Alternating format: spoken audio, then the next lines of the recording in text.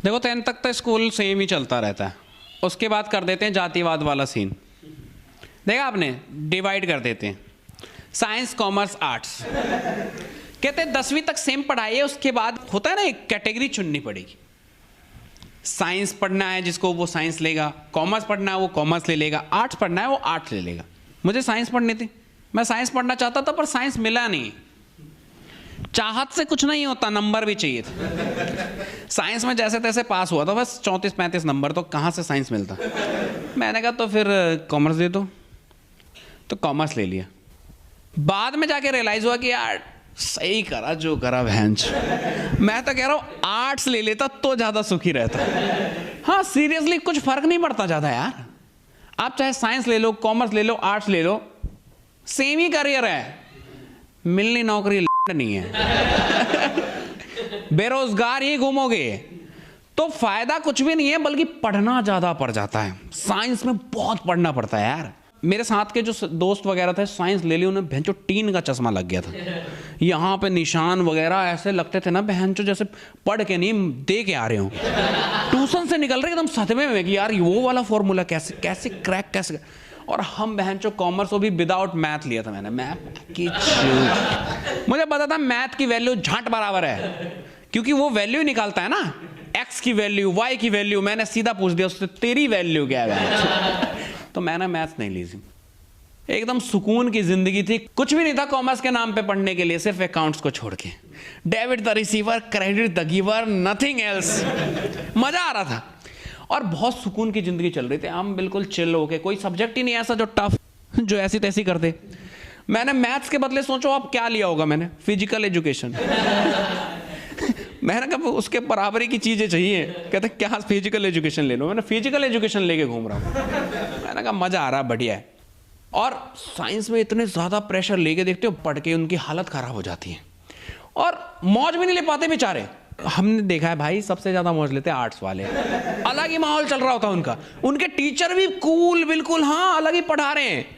आप पढ़ना पढ़ो नहीं तो बिल्कुल चिल रहते हैं। कुछ है भी नहीं सब्जेक्ट में पढ़ने के लायक ना, रट्टा मान लो, फर्रे बना लो, बहन चो काम चल जाएगा। साइंस में बहन चो बहुत पढ़ना पड़ता है। मेरे भाई ने ले ली थी साइंस जिद करके, हाँ कि मैं पढ़ूंगा कुछ करूंगा। हाँ मैं यहाँ मौज में जी रहा हूँ, उसकी लगी पड़ी रहती है। बहन चो इतना पढ़ा फिर भी फेल हो गया। फेल का कलंक लेके जी रहा है बेचारा। हाँ मैंने कहा, और एट द एंड मैंने कहा मिला क्या, कहता है पता नहीं। मैं तो करा क्यों था ये भी पता नहीं। हाँ भाई कोई फायदा नहीं है, जीवन की सच्चाई बता रहा हूँ जो भी है।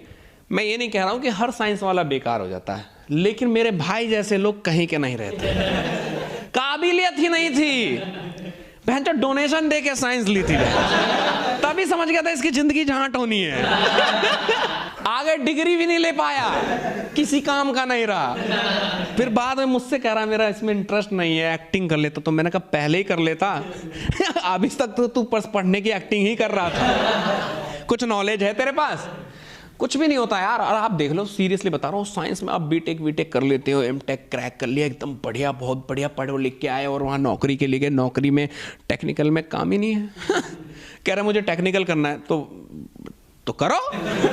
हमारे यहाँ नहीं है। बहन चो साइंस से बीटेक एमटेक करके बहन चो कॉलिंग कर रहे हैं, हेलो मैम जी क्या ऐसा ही समय है आपसे बात करने का? जब तुम्हें भी वही करना है तो हम में क्या बुराई थी यार। मैं खुद पछता रहा था, सोचो मैं पछता रहा था कि काश मैं आर्ट्स ले लेता यार, थोड़ा और चिल कर लेता। एक अकाउंट जैसा सरदर्द है, सच में सरदर्द लगता है। बहनचो एक सवाल 4 पेज में खत्म हो रहे हैं और बहनचो लॉजिक भी नहीं है कुछ उसका यार। पता नहीं किसकी बहनचो माइनस कर रहे हैं, क्या कर रहे हैं, डेबिट क्रेडिट और फाइनल टोटल, दिमाग का भोसड़ा बन गया। और एट द एंड करना क्या, आपको सीए के नीचे बहनचो टट्टे सहला रहे 6000 की नौकरी के लिए। और सीए कह रहा है कि बहन तो सहला भी सही से नहीं पा रहा। काम सिखाने के नाम पे सिर्फ वो दोनों हाथ में टट्टे दे देता है, सहलाते रहो। सबसे बेस्ट आर्ट्स है, उम्मीद ही नहीं।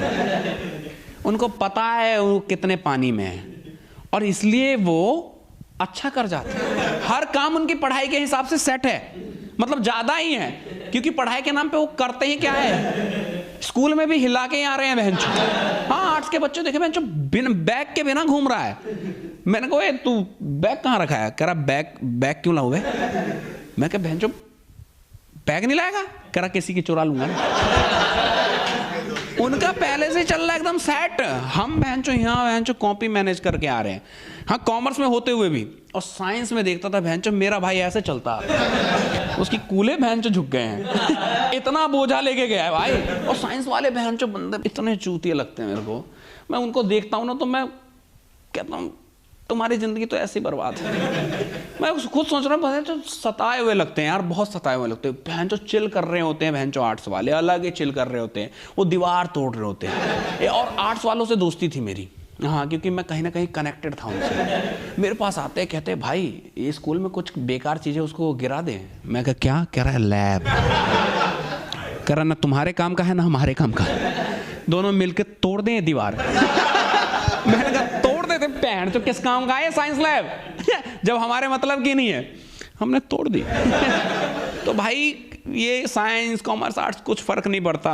और नहीं पढ़ने वाले तो मत पढ़ो यार, मौज लो स्कूल में। मैं तो कह रहा हूँ स्कूल जगह ही है मौज लेने की, क्योंकि स्कूल में नहीं लोगे मौज तो कब लोगे? जब जिम्मेदारी आ जाएगी सर पे। तो इसलिए मौज लो, रोज लो, ना मिले तो खोज लो। बाय।